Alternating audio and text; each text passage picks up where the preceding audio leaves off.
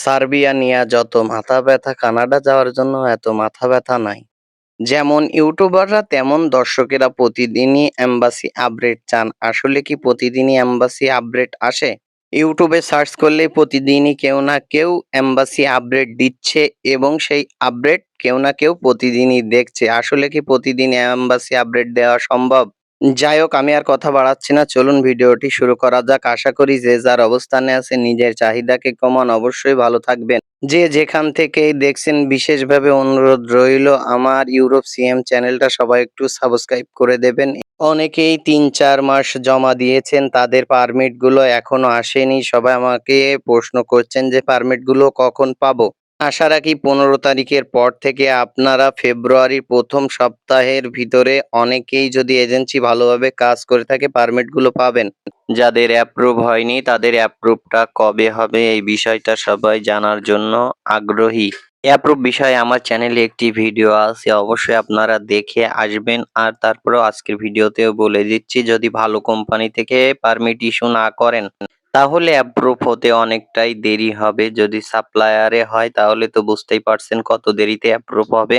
Supplier ছাড়া যদি আপনাদের ভালো কোম্পানি হয়, সে কোম্পানির কোনো ক্লেম নেই, ট্যাক্স সঠিকভাবে প্রদান করে, তাহলে খুব দ্রুতই কিন্তু অ্যাপ্রুভ পাবেন। অ্যাপ্রুভটা সামনে মাসের ১ম সপ্তাহের ভিতরে আশা করি পেয়ে যাবেন, যাদের সবই ঠিকঠাক আছে।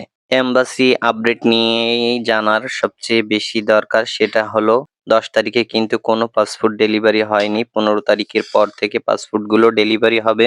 দেখুন, যেহেতু বাংলাদেশে কোনো এম্বাসি নাই, ইন্ডিয়া থেকে কাজ করতে হয়, সেক্ষেত্রে কিন্তু একটু ঝামেলা পোহাতে হবে।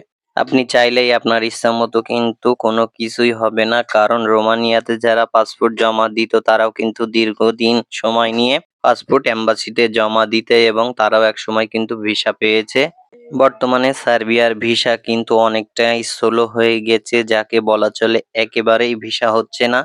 নতুন যারা জমা দিয়েছেন তাদেরকে আমি কি সাজেস্ট করব জানি না, তবে ভিসা কিন্তু খুবই স্লো আসছে। আপনারা টেনশন করবেন না, হয়তোবা ভিসা পাবেন। আর বর্তমানে কিন্তু অনেক প্রসেসিং টাইম লাগছে শুধুমাত্র আমাদের দেশের এনারা যে পালিয়ে যাওয়ার কারণে। বাংলাদেশ থেকে যারা আসে একটুও থাকতে চায় না, তারা জীবনের রিস্ক নিয়ে কিন্তু সার্বিয়া থেকে পালিয়ে যায়।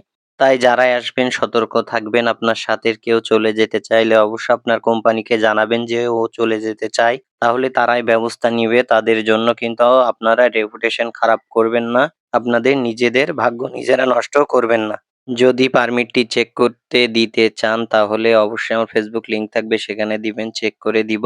যদি কিছু জানার থাকে অবশ্যই কমেন্ট করবেন এবং আমার ফেসবুকে নক দিলে আমি হোয়াটসঅ্যাপ নাম্বার দিব।